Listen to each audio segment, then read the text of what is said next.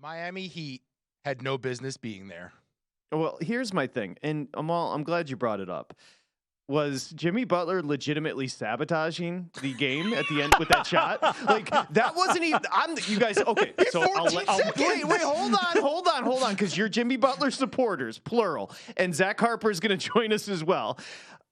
We can put the argument to bed. He's a good player, but my goodness. I mean, he had 8 points, like 40 minutes in. And that last shot, where literally they were in the game, and I don't know what Spoelstra was doing, not following with like 10 seconds to go. Like, this is the championship. You're literally going home. Foul. What are you doing? Jimmy Butler with a turnaround jumper when you're down 4. Again, Amal, the floor is yours. What was he thinking? Did he just want to get out of there? Sure seemed like he didn't want a return trip back to Miami where they actually had to play a basketball game. He just wanted the return for the season to be over. It was horrific. And I know we're going to get into the phantom foul call. This is why I hate the association, that three-point shot that Jimmy Butler took. We'll get into that a little bit later on. But I'll tell you what, the non-foul surprised me a little bit. You've been going at this since September. You think extending the game by an extra 30 seconds to a minute is really going to be a problem for you? I mean, good. You saw it too. So you know what I'm talking about. Oh, I thought Chandler Parsons. I couldn't believe they let him dribble out the clock. I was shocked. So the worst player in the history of the NBA to cover a spread has always been Chandler Parsons. The Mavericks would be up by 7. They're laying 6.5. He would take a shot clock violation with 15, and then the other team would go down and get a layup, and he would kill you. I thought Chandler Parsons was coaching the Miami Heat last night. Fellas, they'll foul in game 23. Yes. In the middle of February. down 15 with 10 seconds to go. And they're down 4, 5, 6 points. I don't even know what it was at that point. 5. With 9 seconds to go. 5. They're down 5 points. And they decide, we're good. Wave the white flag. Now, the white flag was waved with the Butler turnaround without setting up a play. Spoelstra and Butler, with their dedication to whatever that was at the end of the game, that they're both going to take a hit. Big guy, you have to. You've been on the Butler train for a long time as well. What the hell was that? No, there's no. It literally looked like you, me, and Amal, Patrick, were out there for the Heat, and Jimmy Butler was the only other guy that whoever handed the ball to him, Robinson, it was those two and us on the floor, and he realized once Robinson didn't have a shot, he couldn't give it to one of us three, so he just chucked it up. The most baffling part about it, though, they had 16 seconds on the clock. 20. Oh, they had 20 when the ball left his hands. Yeah, 19 and change, yeah. So, there was time to, slow down, reset, come up with another plan, and not – you settle for that shot when there's 2 seconds left. So you guys are telling me a 24-foot turnaround jumper with a 6'10" guy in your face is a bad shot. I tell you, it appears. I swear to God, I wasn't going to come in. I'm so glad you guys are on this thread because I wasn't coming in. And we'll get to the gambling ramifications. And, of course, a cover for the Heat. That number closed 9. Stays well under the 210. But the Butler and Spoelstra meltdown at the end. So, first off, Butler, again, not to belabor, but let's subtract 3 from the 21 because, as Amal said, the phantom 3 free throws were ridiculous. So, 18 points in the game, 9 from the free throw line. He was 5 of 18 from the floor. You want to say injuries, that's fine. He looked like he had plenty of spring on that turnaround jumper with 20 seconds to go. What was he thinking?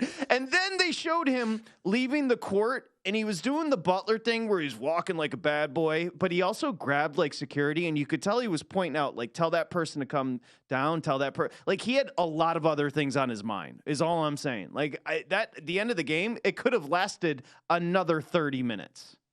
You're if they just kept on following. Seriously, if they drew up a good play and they hit a bucket and they continued to follow, that game should have been extended. But, to your point, we joke around a lot about this in terms of the foul situation, the Miami Heat in this particular instance not fouling. I think this is the frustration a lot of people have when you bet the NBA, right? Patrick, you made a great reference. You said game 29 down, 9, 11, 15 points, whatever. You see a random foul, you're like, what are you doing? And there are teams that'll be sitting there down 5 points. They don't foul. So it's hard sometimes to gauge from a betting standpoint, what do you do? And I think that's the real challenge. That's why I think NBA is a great in-game sport to bet. But I was really surprised when the turnover occurred that Miami just decided, well, guys, go ahead, Denver, you can run out the clock. It's been, I swear to God, it's been a busy morning, so I haven't consumed any content as far as the game's concerned.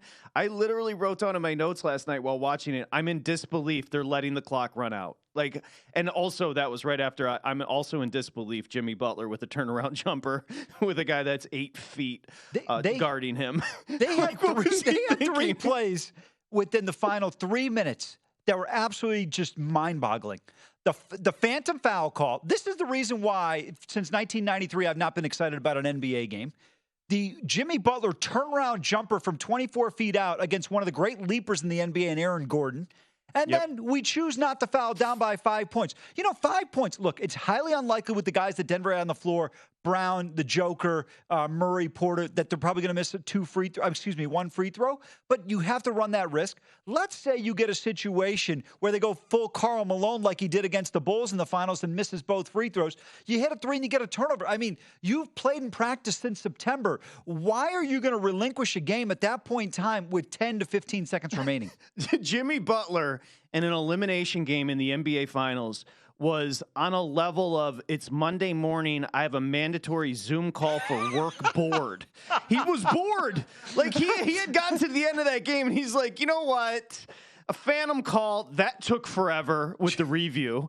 I'm so, like, another free throw. Are you kidding me?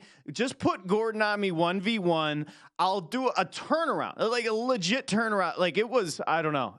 He was so bored towards the end of the game. And Spoelstra, we had been joking. It's funny that almost apropos that we had been joking about Malone being confident and comfortable in those post and pregame pressers and Spoelstra being a little erratic because he lost his mind at the end of the game. As Amal just pointed out, if it's a 5-point game, we've seen Larry Johnson, we've seen Reggie Miller, we've seen, you can go on and on with just miraculous 6-point plays. And all of a sudden you're going to sit there and shut it down in the NBA Finals in an elimination game. It was fascinating. Well, I tell you, the biggest play of the game was Bruce Brown's offensive rebound and putback.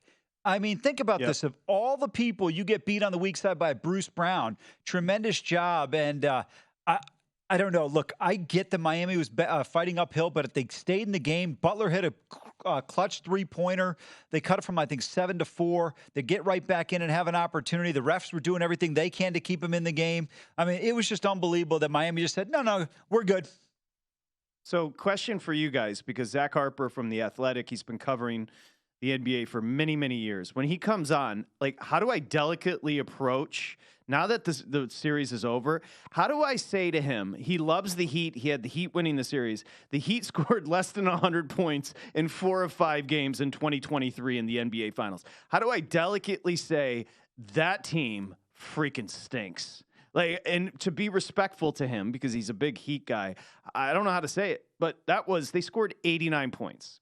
89. Well, and in fairness to Jimmy Butler, the reason they scored 89 is that shot actually might have been better than a wide open look from Gabe Vincent or Max Strus or Caleb Martin in that game, because they were awful also. So in fairness to your point, they can't score because none of the other guys in the roster are helping in any way offensively. I will say one thing very quickly. I think Denver doesn't get enough credit for how we talk about the Joker and we talk about Jamal and their offensive prowess, but how good they are defensively.